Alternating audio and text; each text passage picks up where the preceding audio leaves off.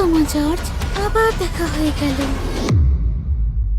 প্রিয়তম জর্জ, তোমায় আবারও বলছি, আমার সঙ্গে হাতটা মিলিয়ে নাও। তোমায় পশ্চিমের রাজা করে দেবো আমি। পশ্চিমের দেবতাদের রাজা হয়ে যাবে তুমি। সে তো শয়তানের রাস্তা, আমার নয়। আমি ঝংসিয়াতে অত্যন্ত সুখে আছি। পশ্চিমী দেবতাদের দুনিয়া পুরোটাই নরক।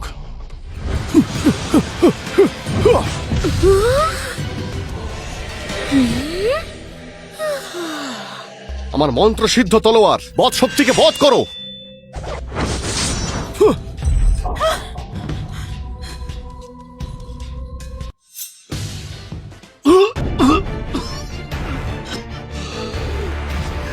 অসম্ভব! তোমার মধ্যে এত ক্ষমতা নেই যে এভিল গডের অস্তিত্ব মুছে দিতে পারে। তোমার পরিচয় কি? হ্যাঁ মাস্টার জর্জ, আসলে তুমি কে? তোমায় আমাদেরকে সব সত্যি বলতে হবে। কুনলুন পর্বত, ড্রাগন লর্ড। তুমি ড্রাগন লর্ড? আমি হলাম কুনলুনের ড্রাগন লর্ড, আর আমি এসেছি দুরাত্মার সংহার করতে। কারণ তারা কুপ্রভাব বিস্তার করছে, মানুষের চিন্তা বিষিয়ে দিচ্ছে। ড্রাগন লর্ড হওয়ার দরুন আমার দায়িত্ব হলো যে লোকেদেরকে ভালোর পথে ফিরিয়ে নিয়ে আসা। আপনি ড্রাগন লর্ড? মানে তবে তাহলে এখন যখন তুমি জেনেই গেছো যে আমি আসলে কে, তাহলে সব সত্যিটা এবার বলে দাও। বলছি এই মূর্তিটা আমাকে বাই ফ্যামিলির বাইয়া দিয়েছিলেন, আর আমায় বলেছিলেন যদি আমি মন থেকে পুজো করি তাহলে আমার সব ইচ্ছে পূরণ হবে, আর আমি দেবতাদের শক্তি পাবো এবং তারপর যা ইচ্ছে তাই করতে পারবো। বাই ফ্যামিলির বাইয়া? এটা কি করে হতে পারে? ভাইয়া, তিনি কি করে এটা করতে পারে?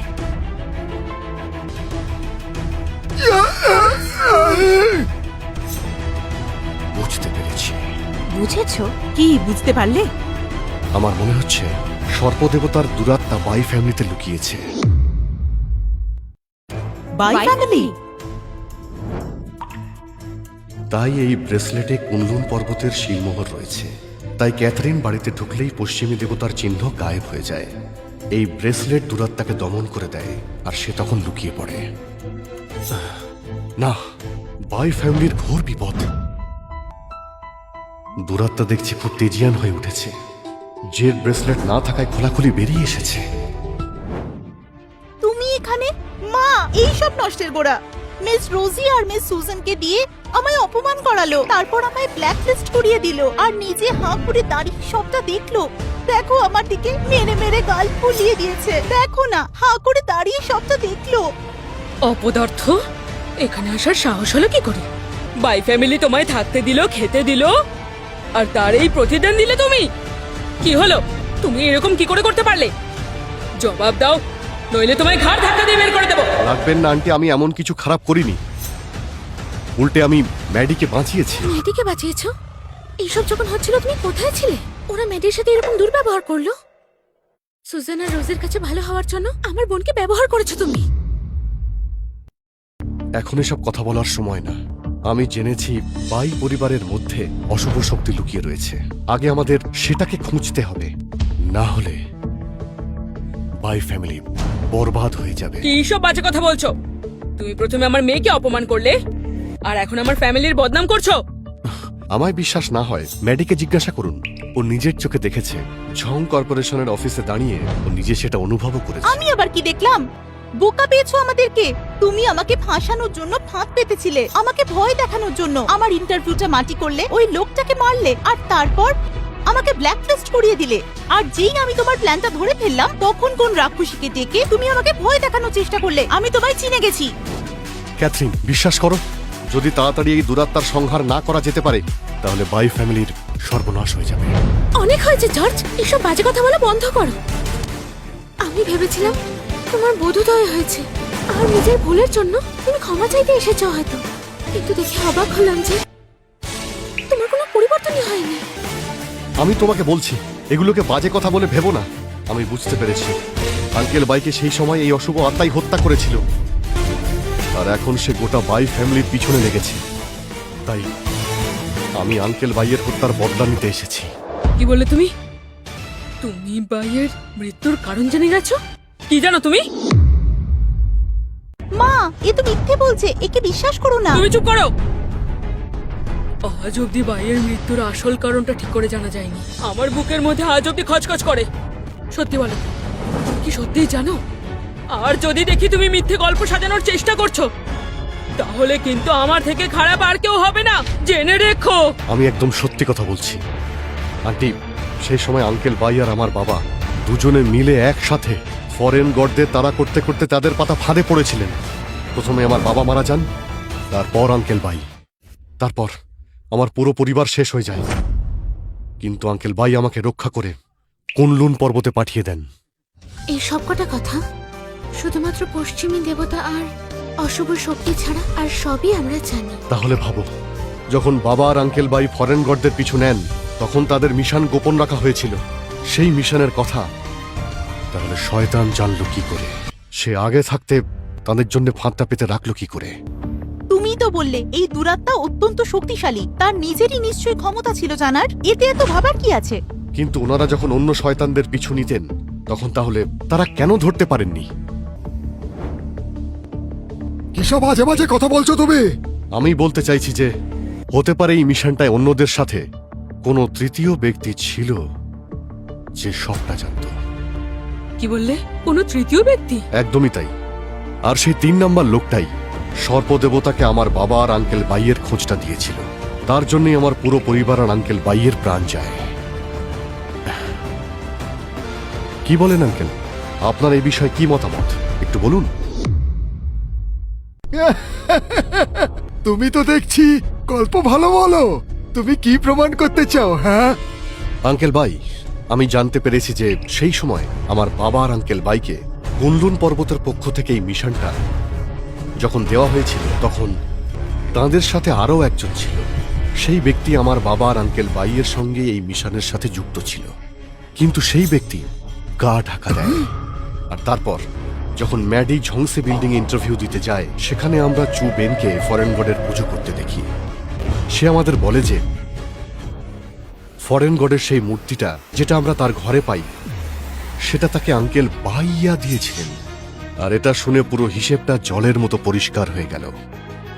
সেই সময় বাইয়াকে শয়তান নিজের দলে ঢুকায়, আর তিনি আমার বাবা আর আঙ্কেল বাইকে নিজের মালিকের কাছে ধরিয়ে দেন।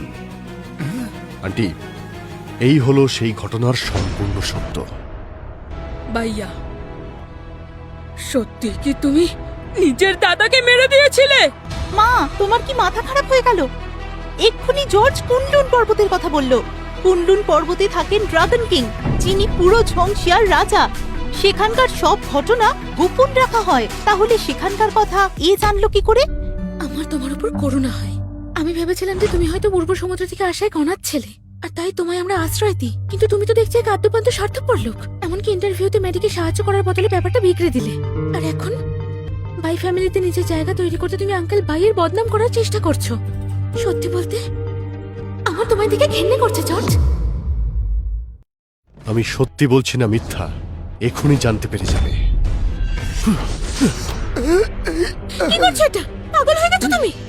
তুমি এখান থেকে চলে যাও এক্ষুনি। এই দেহটাকে কেটে দিলেই জানতে পারবে এ আসলে কে। ভুলভাল বকা বন্ধ করো। আঙ্কেল বাইয়ের কাছে পৌঁছানোর আগে তোমায় আমাকে মারতে হবে। তবে তুমি যে ধরনের মানুষ, তুমি আমাকে মেরে দেবে। বিশ্বাস হচ্ছে না তো? আমরা হলাম সাক্ষী। ঠিক কথা, আমরা প্রমাণ করতে পারি বাইয়া হলো সেই খুনি। তোমরা দুজন এখানে কি করে এলে? কি হে জর্জ, ভালোই আছো তো? দেশের 2 বড় পরিবারের মেয়েরা এসে তোমার হয়ে ওকালতি করছে। আবার কি? সবাই জানে জর্জের ব্যাপারে। ঝং আর শিনলার ফ্যামিলির সাথে তার তো দারুণ ভালো সম্পর্ক। তারা তো তোমার সঙ্গ দেবেই, তাই এদের কথা গুরুত্বহীন।